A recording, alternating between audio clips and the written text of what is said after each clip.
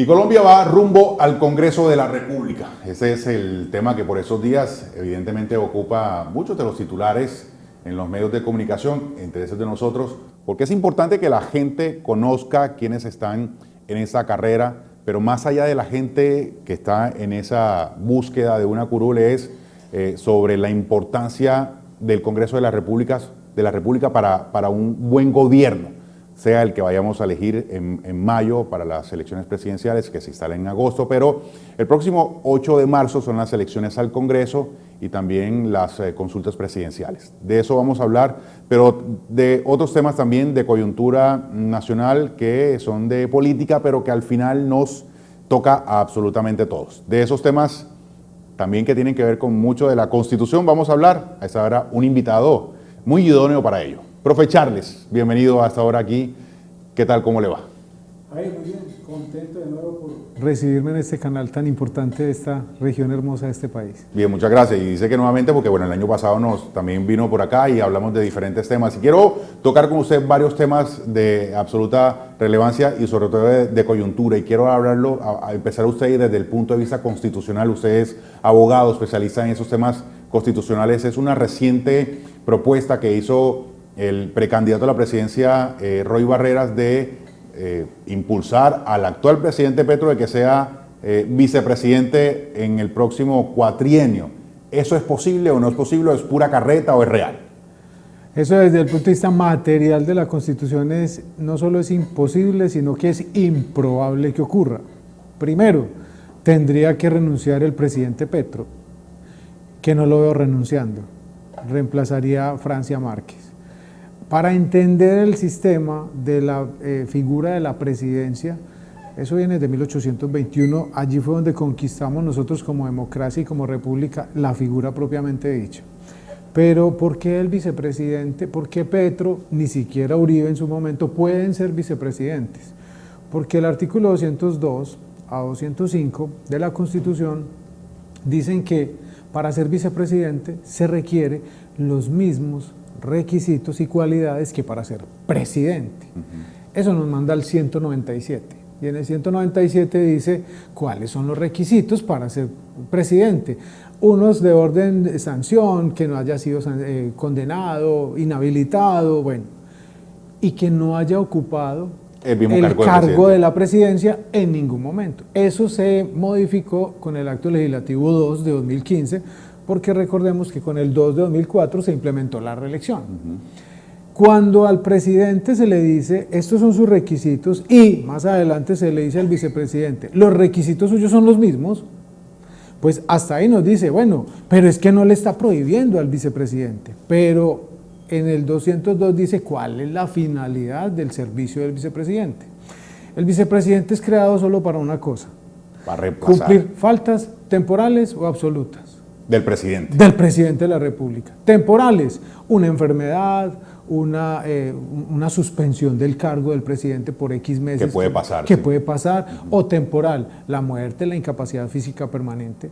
Ese hecho temporal o transitorio o permanente lo puede llegar a convertir al vicepresidente en presidente. Pero venga, no dice pues el 197 que no podrá ocupar la figura de la presidencia quien haya sido presidente.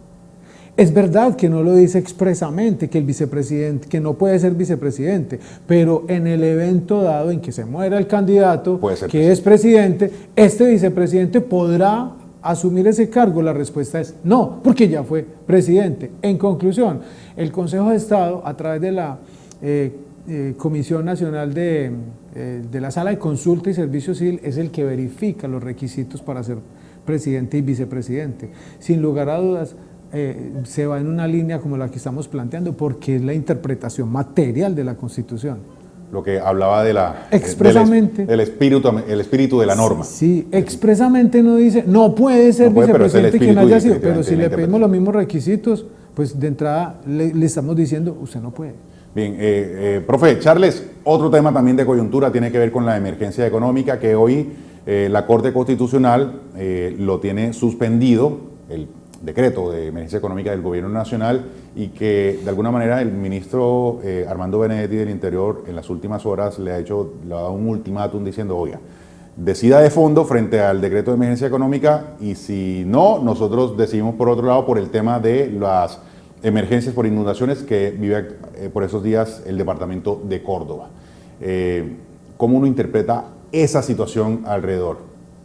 Bueno, Jair, el tema es que el artículo 215 de la Constitución establece qué es el estado de excepción, de emergencia económica, social y ambiental.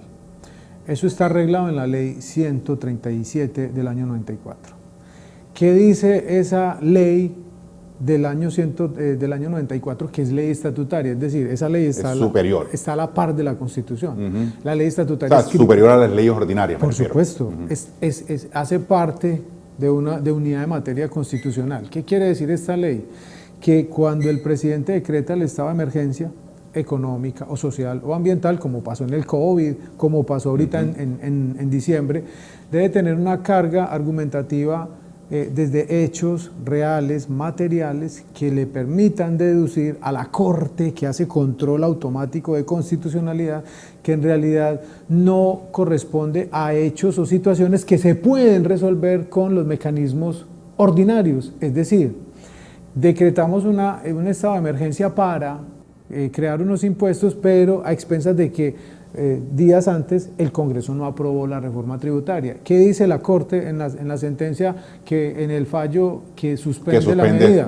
Venga, es que usted me está trayendo hechos que se pueden resolver por la vía ordinaria. Usted no me le puede quitar el debate deliberatorio y democrático a una medida que por su naturaleza es donde debe participar. Que es que tenemos un descalabro financiero. Sí, no importa, pero eso no es imprevisible para usted sabía. Ahora bien, la amenaza es que con el tema de las inundaciones, de las lluvias y el drama tan tremendo que está viendo, sobre todo en esta costa caribe, es distinto. Independiente de que la Corte vaya a dar un fallo que puede ser sí está bien decretado o puede ser no está bien decretado y derogue el decreta decreto. La inconstitucionalidad del decreto madre y de todos los decretos. Eso es distinto a si decretan un estado de emergencia para resolver el tema de la ola invernal, porque pues la razón en que se soporta ya no es un tema fiscal, sino que es un tema de desastre, de calamidad. Natural, que es un hecho sobreviniente. Perfecto, por supuesto, era imprevisible, aparentemente. Entonces, perfectamente, el presidente mañana puede decretar un estado de emergencia para atender ese tema. Eso es distinto a lo otro.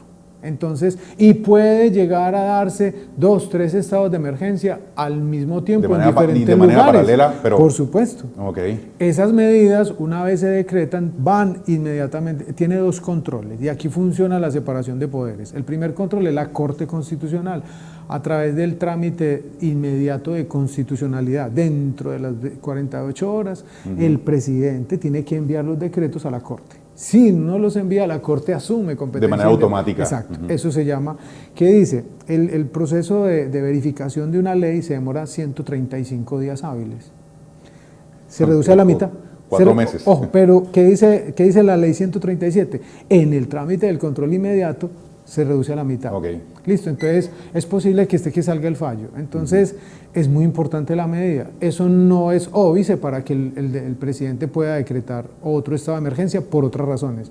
Y el segundo control es que dentro del año inmediatamente siguiente al decreto de ese estado de emergencia, tiene el Congreso de la República puede derogar o modificar esos decretos de leyes que se expidieron. Entonces, funcionan los 3 órganos del poder público: el presidente, rama ejecutiva, que decreta el estado de emergencia; la Corte Constitucional, rama judicial, que controla judicialmente; y el legislativo, que a través del debate político dice no van o sí van las decisiones que se adoptaron. Perfecto. Aprovecharles, quiero pasar rápidamente a otro tema y sí le pido un poquito más de brevedad por el tema del tiempo, y también para ser transparente en esta conversación, aprovecharles después de sus trabajos como profesor en la academia y de sus constantes contenidos pedagógicos de leyes y de constitución a través de las redes sociales, donde tiene una comunidad bastante grande. Se ha lanzado el ruedo del Senado de la República, está en una lista donde aspira a una curul por dignidad y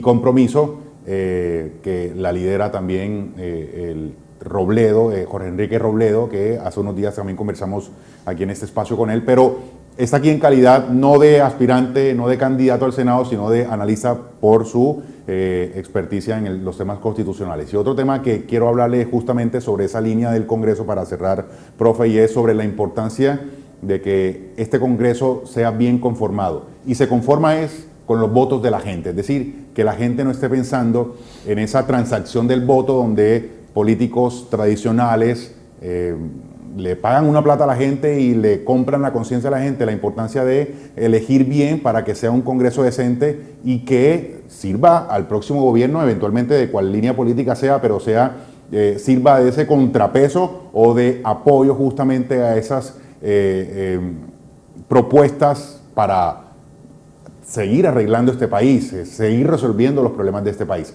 La importancia de un voto consciente para un Congreso que le sirva al país.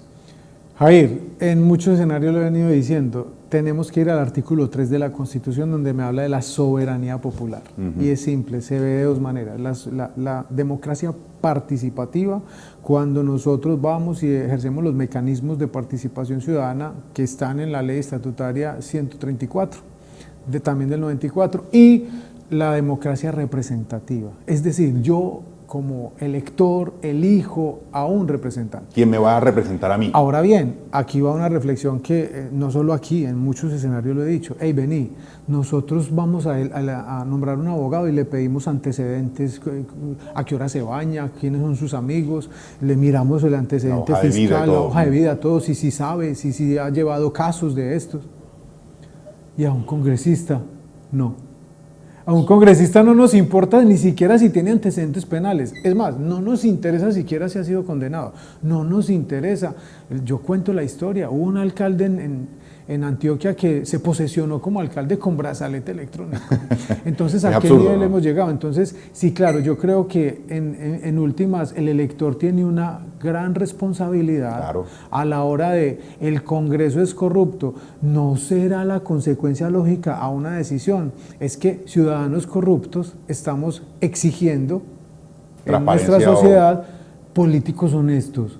Se lo escuchaba a un profesor muy brillante de Antioquia en estos días en una conferencia que nos dictaba. Los ciudadanos hemos caído a tal nivel, en general, a tal nivel de corrupción y fuera de eso estamos exigiendo políticos honestos.